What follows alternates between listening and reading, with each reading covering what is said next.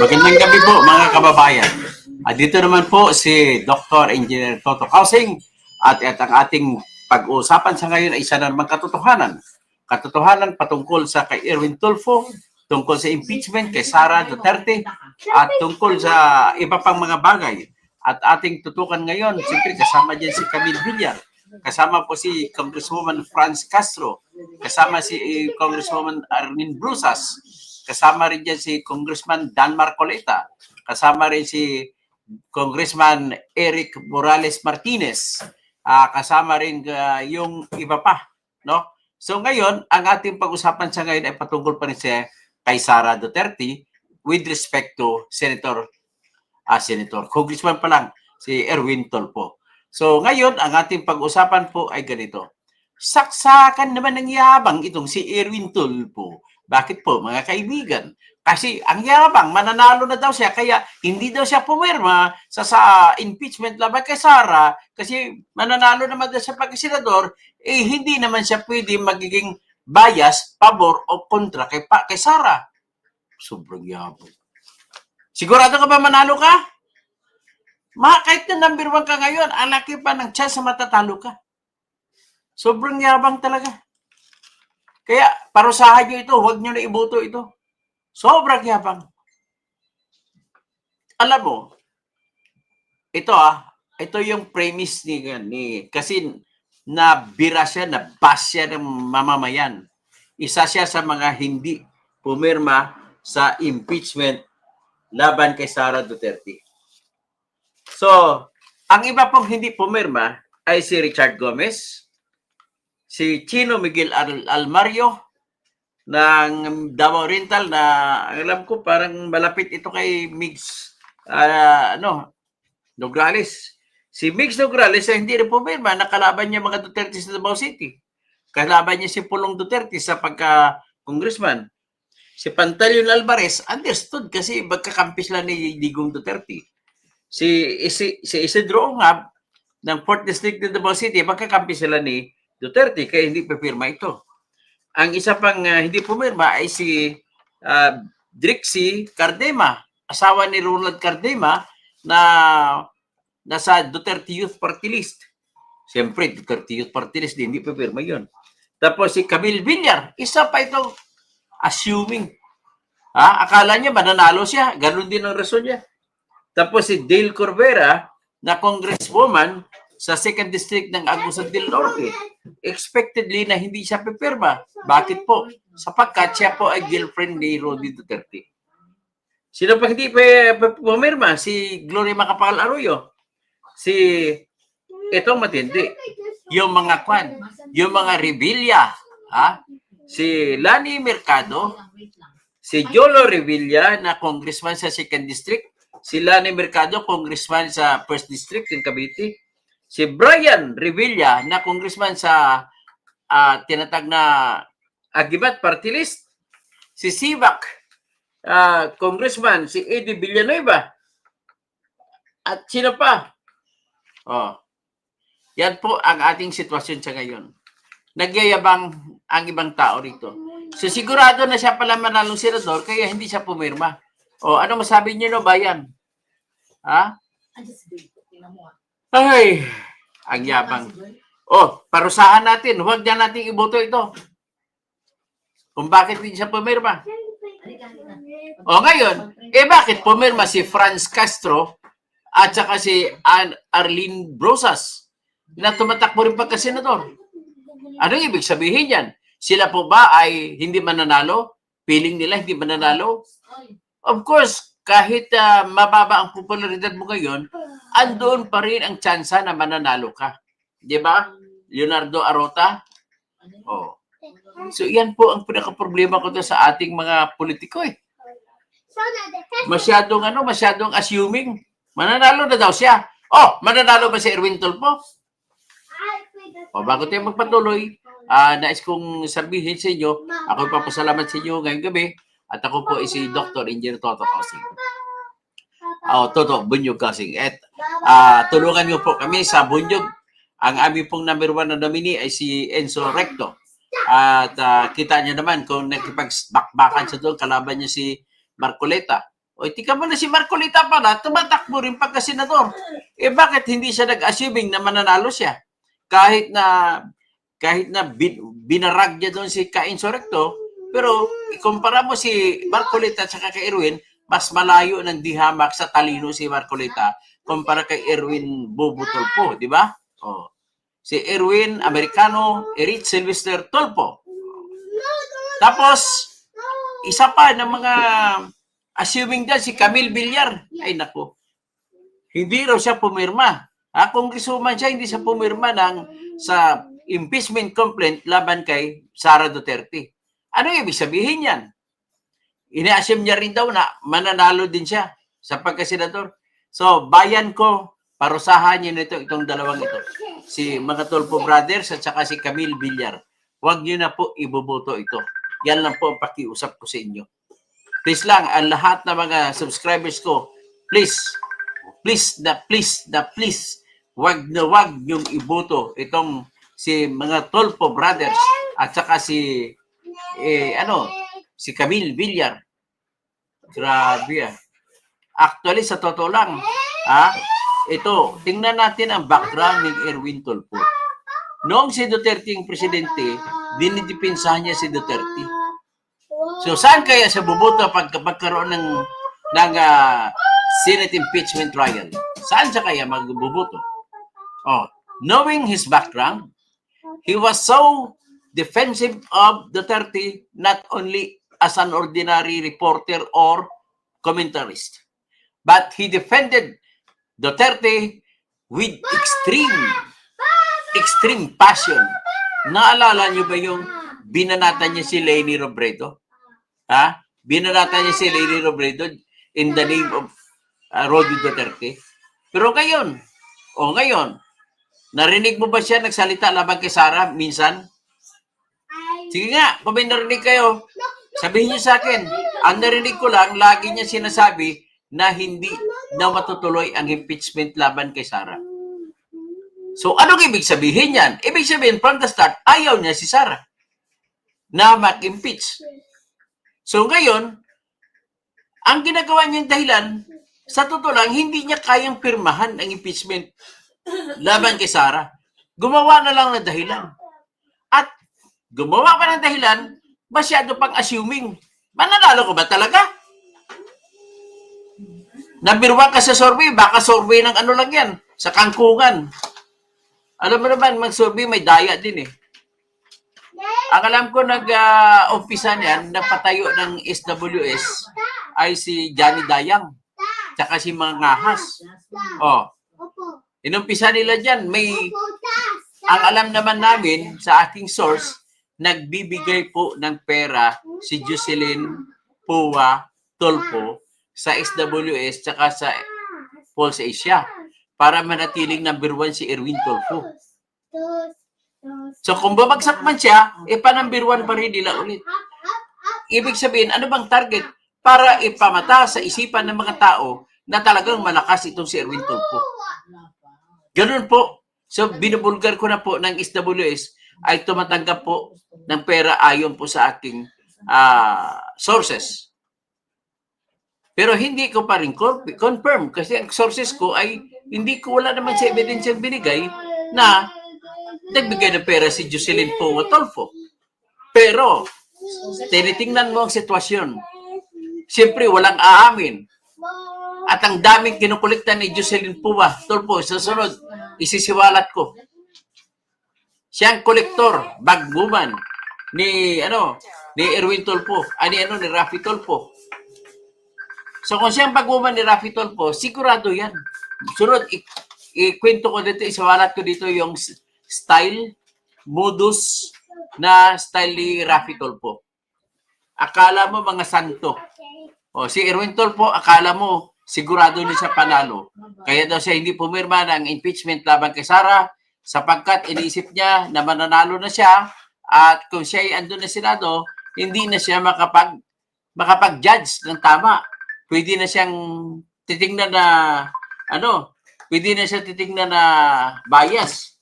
Para hindi na siya maging bias, ay hindi na siya pipirma. So, ganun ang kwan. Ganun ang sinasabi niya. Maniwala ba kayo doon? Ay, masyado kang assuming. Eh, bakit si Franz Castro at si Arlene Brusas tumatakbo rin pagka-senador? Ba, pwede rin sila mananalo. Eh, bakit sila pumirma? O, sige, pag-usapan natin. Ano ba dapat kung kayo naman si Erwin Tulfo, dapat ba kayong pupirma o hindi? Sabihin na natin na tingin mo, pagkagay ka Erwin Tulfo, number one lagi.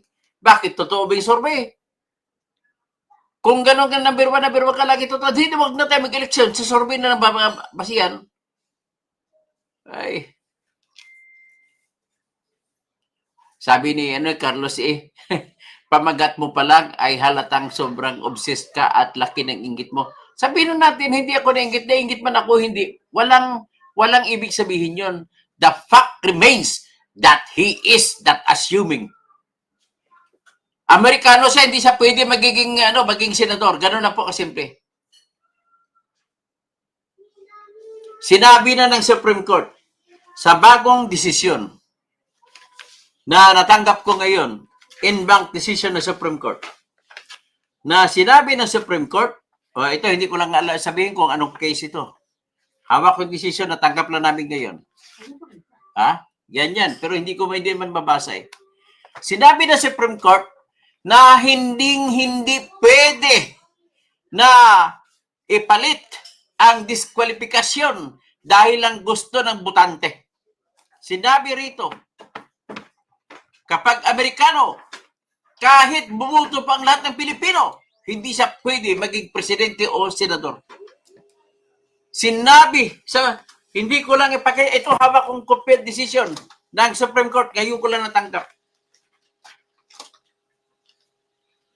So, ibig sabihin klaro dito, ito lang nga klaro. Huwag mo sabihin, Erwin Tulfo, pinagmamayabang mo na ibigay sa taong desisyon. No! If you have no disqualification issue, ibigay sa taong desisyon. Pero kung ikaw Amerikano, tanggalin ka, big no-no. Kaya, alam mo na Amerikano ka, kaya wala kang katwiran na hindi pumirma sa impeachment versus Sara Duterte kung talagang gusto mo siyang ipa-impeach. Ang katotohanan dyan, maka-Duterte ka, sikreto lang. Masyado ka kasing balimbing, double blade. Wala kang pinag-iba sa iyong mga kuya.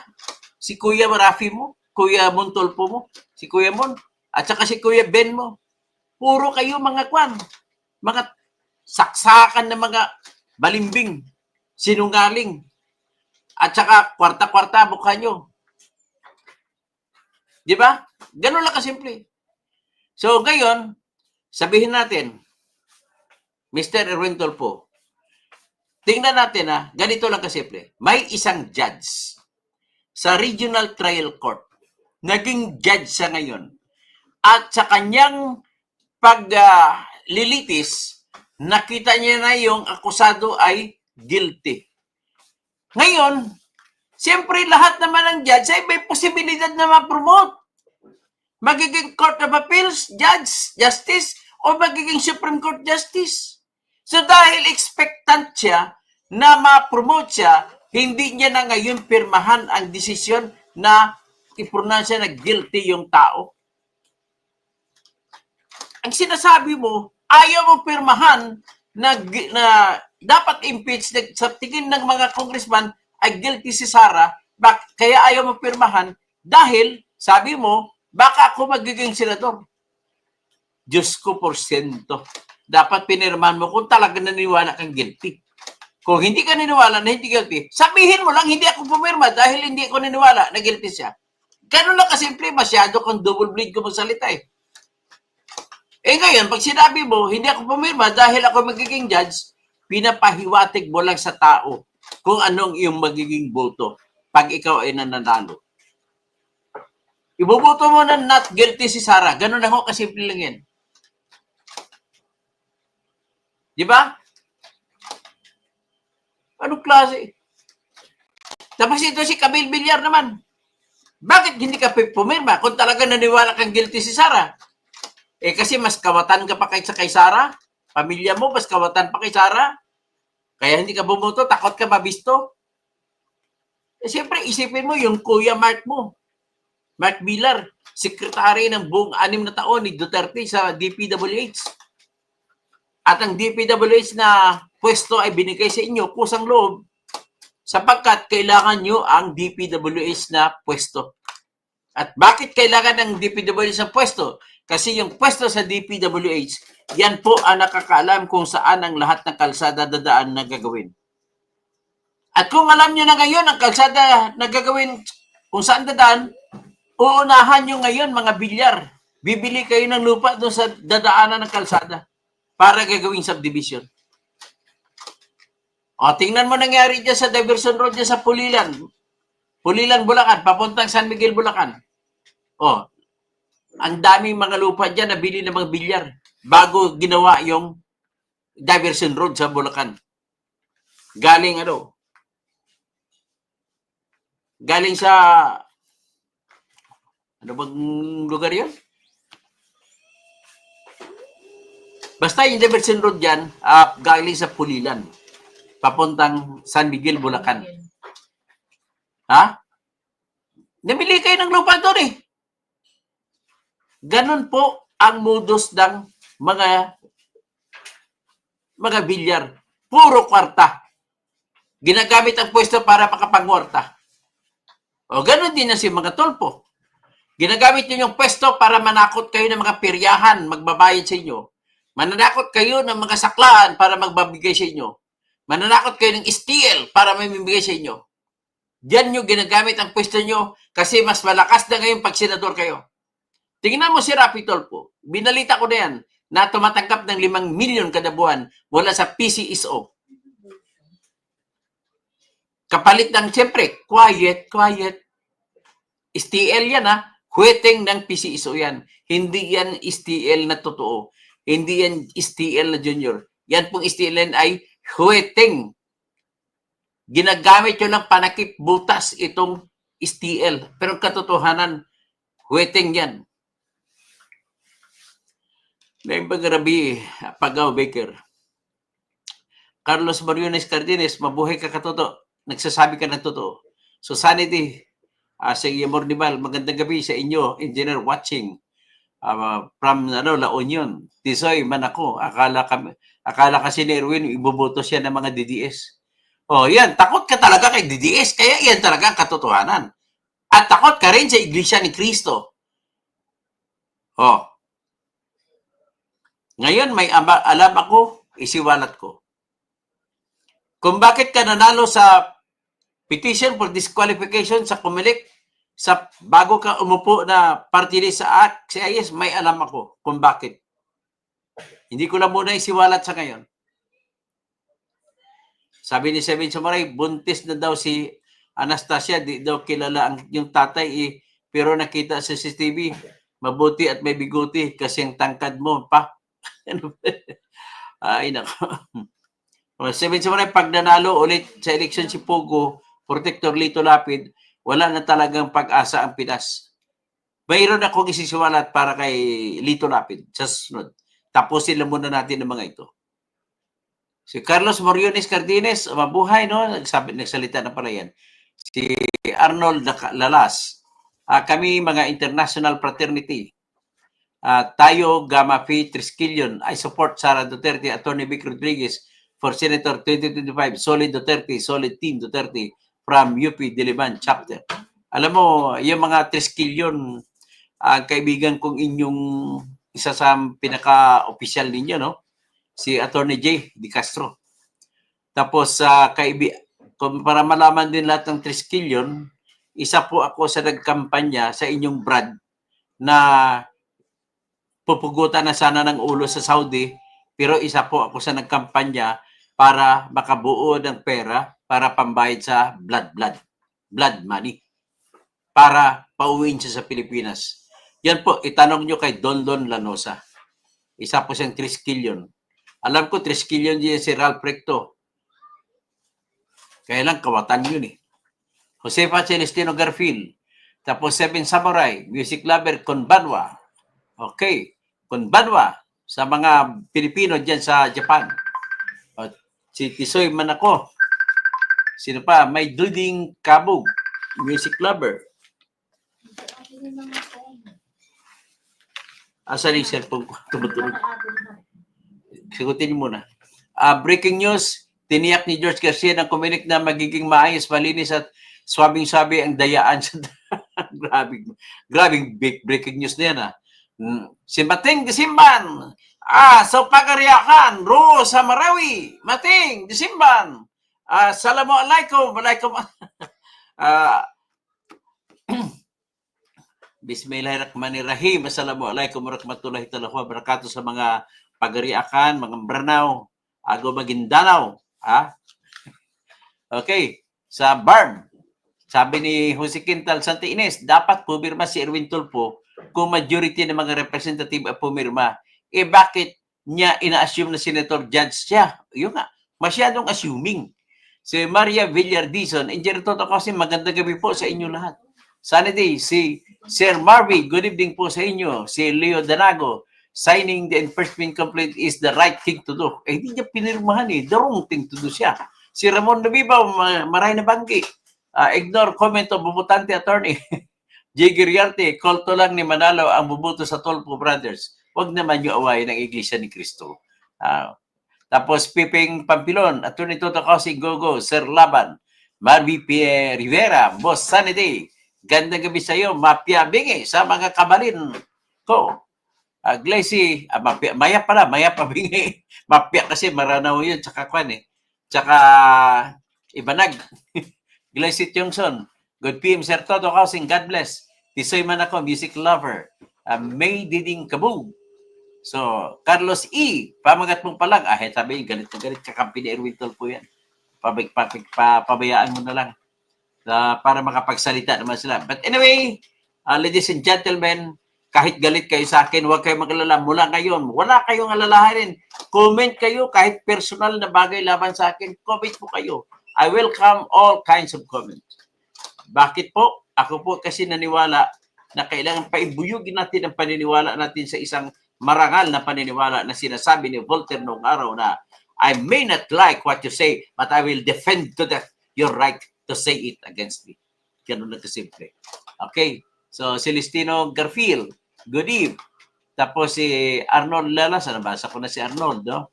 Si Pago Baker, si Seven Samurai, pag nanalo ulit sa eleksyon, si Pogo Protector ulit. Sinabi niya na pala, nabasa ko na. Yun Ral Napoles, keep vlogging po Sir Toto, siwalat ang katotohanan. Salamat po. Danilo Magno, hindi ako buto sa mga Tulfo, mga Duterte yan. Marami ding nakurakot mga kapatid nyo, babae, ginawa ni Duterte. Si Wanda Tulfo Teo, kasama si Erwin Tulfo, kasama si Ben Tulfo, ninakaw nila ang 60 million na kunwari pinapalabas nila na ina-advertise sa Bitag na programa ni Erwin Tulfo na pronto. Ay, nako. Hindi nyo, sabi ni Atty. Topacio na abogado nyo, ibabalik nyo 60 million. Hanggang ngayon, hindi pa naibalik. Inabsilto lang kayo ni yung pinakakurap na ombudsman na nangyari, si Sammy Martires. Nako. Naging Chief Justice pa to naging Justice pa to ng Sandigan Bayan at ng Supreme Court. Lorito Grande, sa Baliwag, maraming kabukiran ang biniling bilang po sa inubos. Wala nang sa Baliwag, paano pa ngayon yan? So si Agnes Niqueros, watching from Naga City, maray na banggi sa Bicol. Sebastian Sarting Gonzaga, pero nasa linya ni BBM, kaya maka-BBM ay huwag niya. Hindi, kunwari lang yan, akala ni BBM, maka sa kanya si Erwin Tulfo. Sip, siksip buto pa yan. Injula Kuna, Dr. Engineer Toto Bonyo Kausing, maayong gabi. Injula Tikana, May Kawayan, City Bulacan, magandang gabi. Romel Bengson, Naimbang gabi. Jupiter Pluto, tama po, akala talaga ng Tulfo Brothers, masusulid niya makuha ang boto ng mga maka-Duterte, kaya di na pumirma sa impeachment complaint. Arnold Laras, salamat Dr. Toto, kapag tulong mo sa Brad ko sa Triskelion, mabuhay ka. Welcome. Seven Samurai, Nikolai Ruskop, good AM, Toto Kausing. Sana i-post niyo po lagi itong mga senador na makatuwing maka-vlog po kayo. Opo, Hermes Polioso, good evening. Romel Bengson, mananalo daw sa pagsenador, wala pa ang eleksyon. Bakit alam mo na? Dadayain nyo ba? Ba't alam niya na mananalo siya? Grabe naman. Rene Organas, bastos yung mga tulpo. Amazing Love, fake news yan si Buntoy. Felix Sembrano Misahon Jr. Attorney Toto, mulat sa poll, di ako bilib dyan sa mga tulpo, puro lang yan angas. Maangas lang talaga. Tapos, Russ Rose, you, President Katoto, salamat, Sil Lavi. Ha? Mananalo si Erwin? Ha ha ha ha ha. Bert Abogado, marhay na banggi, Dr. Toto Kasing. Marhay na banggi kay Attorney Manny Saiz, kay Engineer Melvin Del Puerto, dyan sa mga kasama ko sa Caveman International, Aman Cave International. Tapos, ito ngayon, gusto ko lang stress ito. Naasar din ako to kay Villar. Gusto niyo bang malaman ulitin ko kung paano yumaman mga Villar? Hindi po sila yumaman na lihitimo. Ulitin ko lang yung ginawa nila na pagyaman. Ganito po yan. Ang ginawa ng mga Villar ay kinapitalize nila na naging congressman siya. Kasi dahil sa ang asawa niya si Cynthia ay kingpin, political kingpin sa Las Piñas. So diyan siya nagsimula, naging congressman sa Las Piñas at ng congressman siya, ginamit niya kanya pagiging congressman para yumaman. Anong ginawa niya? Sa habang tumatakbo noon ng panahon, namimili siya ng murang-murang mga lupa at kung marami na kanyang nabili, ay ginawa niyang paraan na para makabuo, binili niya ngayon yung Capital Development Bank. Natandaan mo ba yon? Capital Development Bank? O nang nabili niya na, nagkaroon na siya ng 1 million, nilagyan niya ng 1 billion na capital. Inutang pa yun sa SSS. So pagkatapos, bigyan din siya ng Central Bank ng another 1 billion kasi gano'n ang batas sa Pilipinas. Kung magpapatayo po kayo ng bangko, kung may capital ka ng 1 billion, tatapatan ngayon ng Central Bank ng 1 billion. So magiging 2 billion na patakbo mo. Pero anong ginawa ni Villar? Ang ginawa niya, dahil marami na siyang nabili na lupa, pinaghati-hati niya yun. At saka pinataasan, pinapalitan po ang tinatawag na tax declaration. At nilagay niya mula sa original na presyo na 100 pesos per square meters, inakat niya sa 5,000 pesos per square meters. Ang iba, 10,000 pesos per square meters. So ngayon, ready na yan at may bangko na, ang dami niya mga korporasyon na sa kanya naman lahat ng galing yun. Siya lahat ang mayari pero wala siyang pangalan dyan. So ang tawag niya, leerying yun, dummying. So nagsangla ngayon itong mga iba-ibang corporation ng lupa. Ang lupa na original na halaga ay 500 pesos per square meter, sinangla nila ngayon kasi naging 5,000 pesos per square meters. Alam mo naman ang sangla sa bangko, standard na po yan, 30% ng halaga ng lupa ang ibibigay sa iyo na sangla ng bangko. So ano ngayon nangyari? Di sinangla na, napakarami, bilyon-bilyon ang nakuha niya ng pera. Pagkatapos nun, hindi binayaran ang sinangla na lupa. So ibig sabihin, remata. So pagka-remata sa mga lupa, paano? 1,500 ibinigay, ang capital 500 pesos lang. Hindi niya na tinubos sa mga lupa. Ibig sabihin, parang binenta nila sa Central Bank kasi eventually sa Central Bank mapupunta yung pera. Kasi nagsara ang Capital Development Bank. Nagkaroon bank run. Nung nasara, kailangan na ngayon, babawiin ngayon ng Central Bank ang pera. So, ang mga lupa na kinuha, yun, binayad sa Central Bank. Akalain mo, nakabenta pa ng lupa. Ang capital ay 500 pesos per square meter, ibenta ng 5,000 pesos per square meter. Sabihin natin kasi pinasangla, 1,500 na lang. Kumita pa rin. Ay, naku talaga itong mga Villar talaga. Pagkatapos, marami silang lupa na ipon, nung nagkaroon siya pagkakataon na kumampi siya laban kay Erap. Si Erap ay na-impeach. Ang ginawa niya, siya ngayon naging speaker ng House of Representatives, sinurtcut na rin. Shortcut na punta sa Senado ang impeachment complete laban kay Erap. So habang na tuloy-tuloy impeachment, nanalo siya, si Erap ay sumurinder. Sumuko, hindi natuloy ang impeachment. Nagkaroon ng people power dahil sa isang envelope na ayaw buksan, bumuto yung 11 senador. So, with Erap out, nagtumakbo pa kasi senador si Manny Villar, nanalo. So, nanalo, siyempre sikat siya eh. So, nanalo siya, naging Senate President siya. Nung naging Presidente siya ng Senate, gumawa siya ng budget. Sa budget, ang ginawa niya, pinasok niya yung kalsada, highway. Ang tawag doon C5. Pagkatapos, siningit niya ang budget na 4 billion para sa C5. Pagkatapos sisingit sa C5, nagsingit siya ulit ng budget sa ibang mga pahina ng budget. Ang ginawa, tinawag niya naman ito Carlos P. Garcia Highway, hindi na C5. Pero pareha pang highway na yan. Iba-iba ng pangalan pero pareha yung highway na yan. Another 4 billion. So, kita mong tuso nito. So, ibig sabihin, nagpagawa ang pamahalaan ng highway. Pagkatapos ngayon, mula noon, tawagin 2010, ano na ngayon, 2024, 2023, 15 years or 13 years later, naggawa na siya, lahat ng mga dinaanan ng daang hari ay mga lupa ni Villar ang sa gilid. Nagpagawa siya ngayon ng Villar City. Akalain mo, Villar City, kasama sa Villar City ang kalsada na pinagawa ng pamahalaan na tinatag na daang hari. Pera ng pamahalaan yan, mahigit 10 billion ang ginastos yan. Tapos lahat ng subdivision niya, nagtaas ang presyo dahil sa daang hari. So, ganun katuso yung mga Villar. Kaya huwag niyo iboto na si Camille Villar. Umaasa, assuming kagaya rin ni kay Erwin Tulfo, hindi daw siya pumirma sa impeachment laban kay Sara kasi magsisenador siya, magiging bias siya kung siya maging judge. Ganun po mga katwiran ng mga yan. Tama ba yun? Ladies and gentlemen, I beg to disagree. The same din ang dahilan ni Bong Revilla. Inutusan niya si Congresswoman Lani Revilla ng 1st District ng Cavite at inutusan niya rin ang anak niya na si Julo Revilla, Congressman ng 2nd District ng Cavite, at inutusan niya kanyang isang pag-anak na Congressman sa Agimat Party List na si Brian Revilla na huwag pumirma sa Sara impeachment. Kasi ang pakay niya, bakit? Ganun din kay Erwin Tulfo. Mananalo din daw sa pagkasenador, kaya para hindi siya maging bias, dapat ang kanyang asawa at 2 anak ay huwag pumirma laban kay Sara. Kasi kung pumirma yun, ang problema niya, paano siya makawala? Magiging bias siya. Isa pa ito sa sigurista na mananalo eh. Kulilat ka na sa sorbisa ngayon eh. Dahil sa kaso mo sa plunder, hindi mo sinauling 124 million. Oo, inabsulto ka ni na pinaka-corrupt na justice, si Geraldine Faith Econg. Pero ang 2 justice na kasama niya, nag-dissent.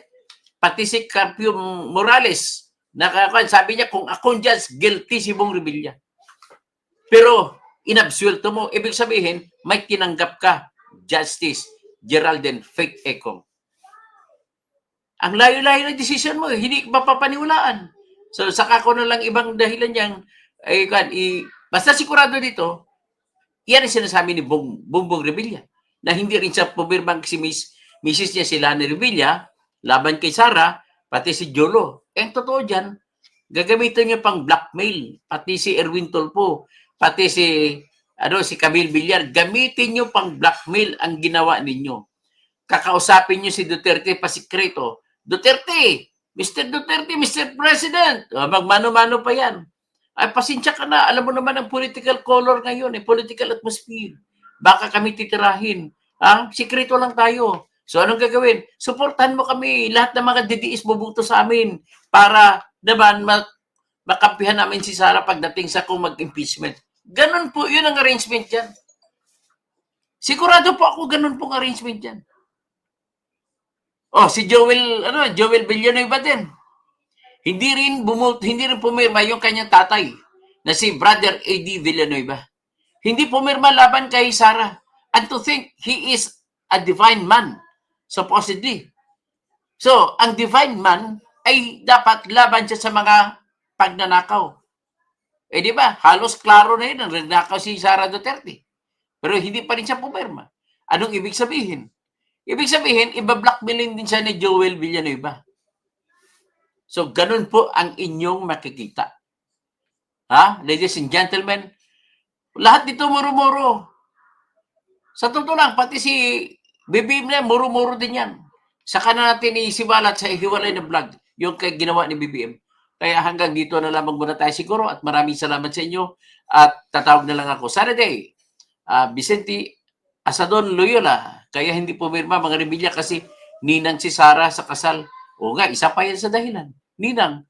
Pero katotohanan dyan ay Iba-blackmail niya sa Duterte, bigyan nyo kami ng boto para hindi namin kayo i-convict. Ganun lang yan.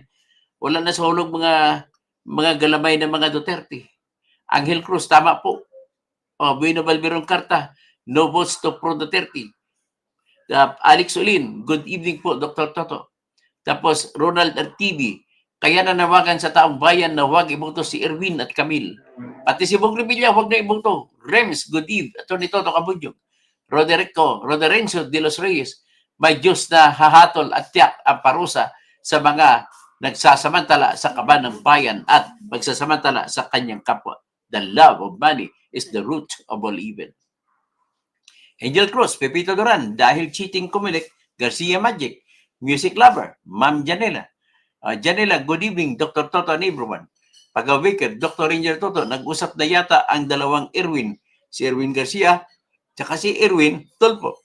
Kaya sinasabi niya na mananalo siya sa pagkasenador. Yun nga, no? Tama, binigyan mo ng idea. Sa SP4MM4N, si Spaman. Ang survey dati parang kakambal yan ng dayaan. Pero ngayon, hindi na mangyari yan dahil tutukan na ng tao. Yan, kaya lang, naka-NSS survey na yan. Pwedeng mabaliktad. Tama po. Estrelita Jose Salvar. Sana magkaisip ang mga taong bayan na ang sinumang pumabor sa mga kawatan ay huwag iboto. Ron Oscares, PBBM.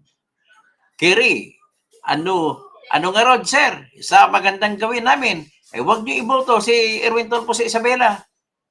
Kaya lang, ang asawa ni Rapi Tulfo, taga Isabela, si Jocelyn Pua Tulfo. Duterte pala sila, mga idol namin dito, tapos ganito ang labas. Opo, tama po. Braveheart. Mag-file ka ba ng DQ? Yes. Inaantay na lang po. Ipapadala ko lang ang kopya ng verification kay Attorney Kalangi. Okay, Felizardo Salazar. Spaman, opinion ko lang na sinundan ang survey noon na kung sino manalo at nangyari din. Pero ngayon, sa palagi ko, hindi na mangyari yan dahil tutukan ng tao. Okay, Jao Llamas, na wagwagan nyo po ang mga kurakot na mga tulpo para hindi maguyo ang mga botante. Huwag na kayo magpaguyo dyan. Magiging gambling capital in the world tayo ang Pilipinas. Pag si Erwin Tulfo, si Ben Tulfo, si Rapi Tulfo mananalo. Kasi lahat po ng saklaan, lahat ng peryahan, lahat ng steel, at lahat ng waiting ay nagbibigay po sa kanila. Danilo Nunog, sa hindi pagpirma ng mga Revilla, Villar, Tulfo, Arroyo at Villanueva, ay pinapakita lang nila na pro Duterte pa rin sila kahit na naka-line up sila sa administrasyon. Totoo po yan. Felix Sembrano Misahon Jr.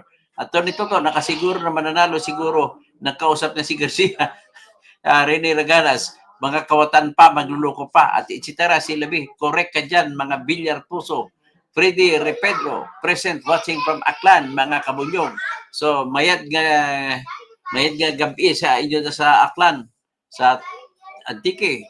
Jager Yarte, Dolores Sebastian, good people, Sir Toto. Bert Abogado, Marhay na Banggi. Okay, hanggang dyan na muna tayo ngayon at magandang gabi! Erwin Tulfo, Camille Villar, Ramon Revilla!